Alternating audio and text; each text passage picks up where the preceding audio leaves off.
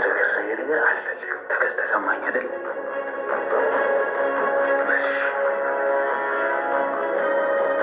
ከሆነ ግን ሁለተኛ አልመጣም።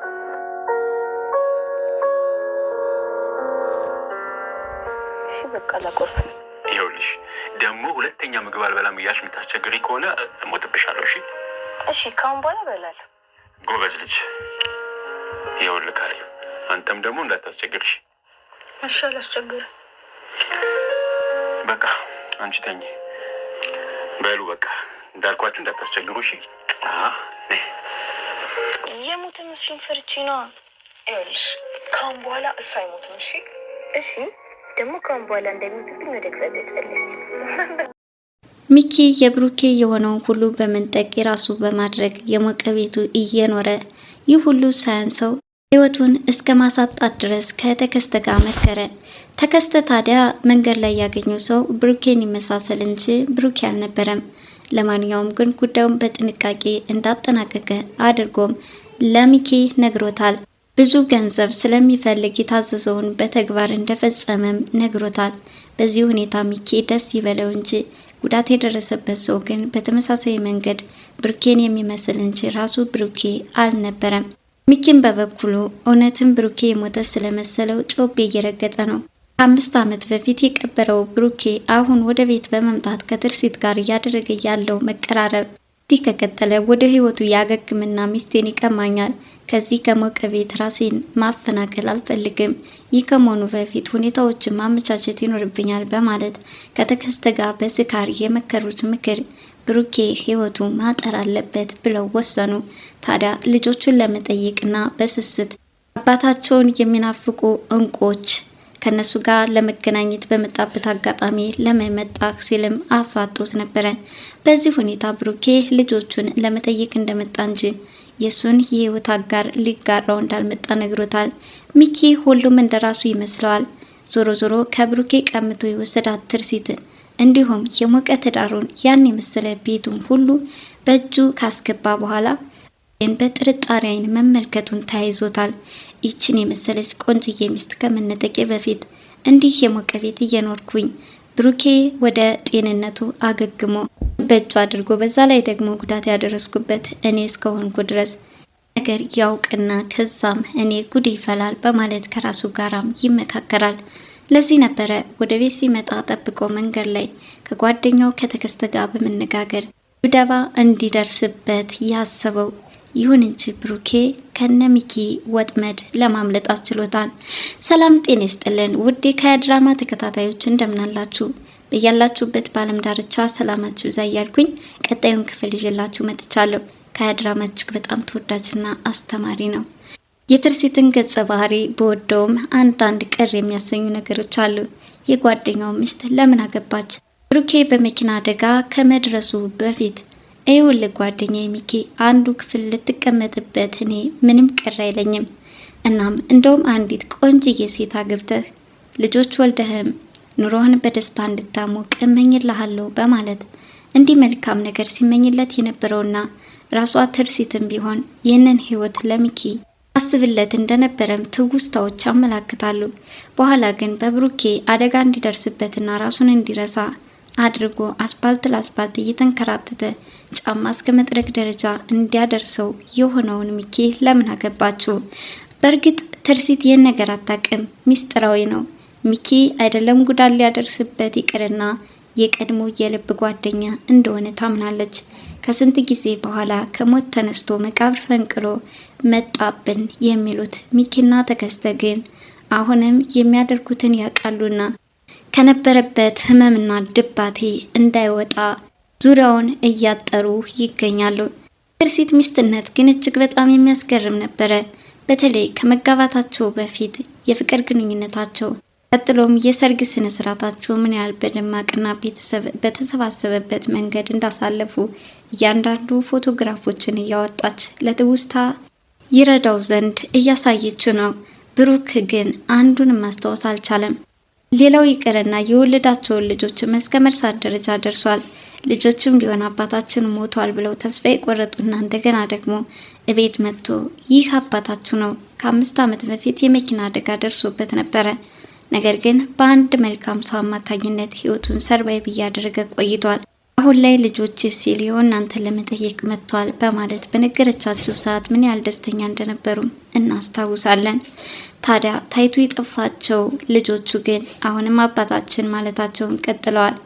ትርሲትም ጠፍቷ ስለሰነበተ በፍለጋ ስትንከራተት ቆይታ እንደገና ወደ ቤት እንዲመጣና ልጆቹን እንዲያገኝም አድርገዋለች። ይህንን ማድረጓ መልካምነቷና ለልጆቿም ስነ ልቦና ጥሩ ነገር ማሰቧ ነበረ።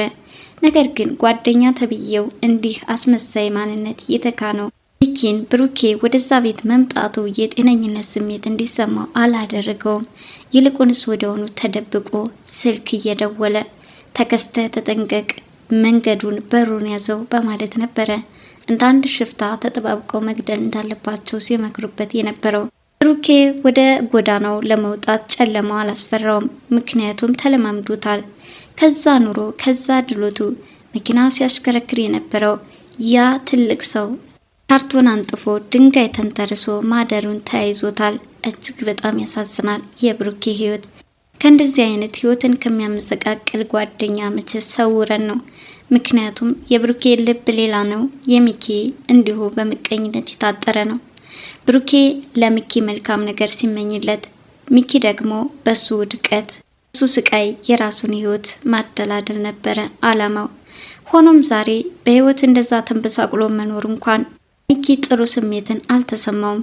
በህይወት ካለ ዞሮ ዞሮ ጤናው እንዲያገግምና እንዲሻለው ታደርገዋለች። ከዛ በኋላ የትርሲት ባልሆኑ ይቀጥላል በሚል ስጋትም ከትዕግስት ጋር ተገናኝተው ችርስ እየተባባሉ ማድረግ የሚገባቸውን ነገር መቃብር ሲቆፍሩ ይውላሉ።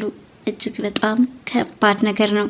ትርሲት ይህንን ማንነት መቼ ተረዳች? አሁንም የሚኪ አስመሳይነትና ከአንደበቱ የሚወጣው መልካም ቃላት ልቧን በሚገባ አሸፍቶታል። ብሩኬ ወደዛ ቤት ሲመጣ ለምን ትሄዳለህ? እኛ ጋር መኖር ትችላለህ። ምን ነው በራስህ ቤት ደልቀቅ ብለህ ዘና ብለህ መኖር ሲገባህ ለምን ጎዳናን ተመኘ? ለምን ትወጣለህ? ይላል። ካጠገቡ ዘወር ስትል ደግሞ እዚህ ቤት ካልወጣህ እድሜህ ያጥራል፣ ካለበለዛ ዛሬውኑ ጸጥ አደርግሃለሁ ሲልም ይዘትበታል። ብሩኬ ይህን ነገር መናገር አልፈለገም። አሁንም በትዳሯ መካከል ለምን እኔ ጦስ ሆናታለሁ? ለትርሲት የተመቻት ይመስለኛል። ለልጆችን ፍቅር ይሰጣል። ስለዚህ እኔ ስቃዬን እዛው እችለዋለሁ በማለት ጉዞውን አሁንም ከጎዳና ጋር አድርጓል። እነ አባ ዝናቡ እንኳን እንዳይሄድ ትርሲት እየተመላለሰች እኔ ጋር መኖር ትችላለህ፣ የሰራው ቤት ነው፣ ስለዚህ ለምን ትሳቀቃለህ? እባክህን ብሩኬ ለልጆች ስትል እያለች እየለመነች ልትመልሰው እንደምትችል እያሰበ ሚስጥራዊ አድርጎ የጎዳና ጉዞውን ቀጥሎበታል። ጣ በበኩሏ የብሩክን ርቀት አልወደደችውም። ምክንያቱም በፍቅርም ቢሆን ታስበዋለችና አባባ ደግሞ ይህ ነገር የተረዱላት አይመስልም። እንደውም ለምን ደበቅሽ በሚል ስሜት በጥፊ የመቷት ማስቸግረዋታል። ይሄኔ ለመጀመሪያ ጊዜ ተቀጣችም ይመስላል። ምክንያቱም አብረው የኖሩበት የቤተሰብ ፍቅር አሁንም ትርሲት በልጆቿ ምክንያት እንድትጎዳ አይፈልጉምና ወዲያውኑ ደውለው ትርሲትን ነይ እስኪ ብሩክ እኮ እኛ ጋ ነው በማለት እንዲገናኙና ልጆቹን ሄዶ መጠየቅ እንዳለበትም ብሩክን እንደምንም አሳምነው ወደ ቤት ልከውታል። ይሄኔ ግን ብሩክ አንዳች ነገር ከጀርባው እየሸከከው ነው። በተለይ ሚጣ በጣም እየተምሰለሰለችና እያለቀሰች ነበረ።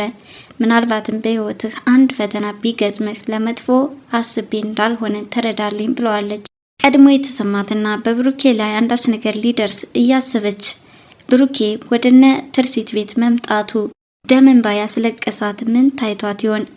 በሌላ በኩል ልጆቹ የህልም ዓለም ቅዠት አላስቀምጣቸው አላስተኛቸው ብሏል። በተለይ ሴቷ ሄበን አባዬ ድረሱለት፣ አባዬ የሆነ ነገር ተጋርጦበታል። ሲገሉትና መሬቱን ቆፍረው ሊቀብሩት ሲሉ የሆነ ሰዎች መጥተው ሲገላገሉትም ተመለከትኩኝ። አባዬ እግዚአብሔር ይጠብቀው፣ እኔም በአቅሜ ጸልያለሁ ይላሉ። የልጆቹ ጸሎት እንደቀጠለ ነው። አሁንም የብሩኬን ህይወት የልጆቹ ጸሎት ሳይሆን አይቀርም የታደጋቸው። ምስኪኗ ትርሲትን በየዋህነት ሚኪን እያመነችው ብትመጣም እሱ ግን መንገዱን ወይም በርበሩን እየያዘ እንዲሁ የእግር እሳት ሆኖ ቀጥሎባታል ማለት ነው። ለማንኛውም ማንነት ዞሮ ዞሮ ግን መረዳቷ አይቀርም። ያኔ እውነታው ሲወጣ ሚኪ ምን ይበቃው ይሆን? ብሩኬም ዞሮ ዞሮ አሁን ለትዳሯ ሲል በጸጥታ ቢያልፈውም ከዚህ በኋላ ግን እውነታውን ሳያፈርጠው አይቀርም። እናም አጅሬው ሚኪ እጆቹ በካቴና ገፍተው ወደ እስር ቤት ተወርውሮ ምዕራፍ ሊሆን የሚችለው ትርሲትና ብሩኬ በፍቅር አብሮ መኖር ሊሆን ይችላል።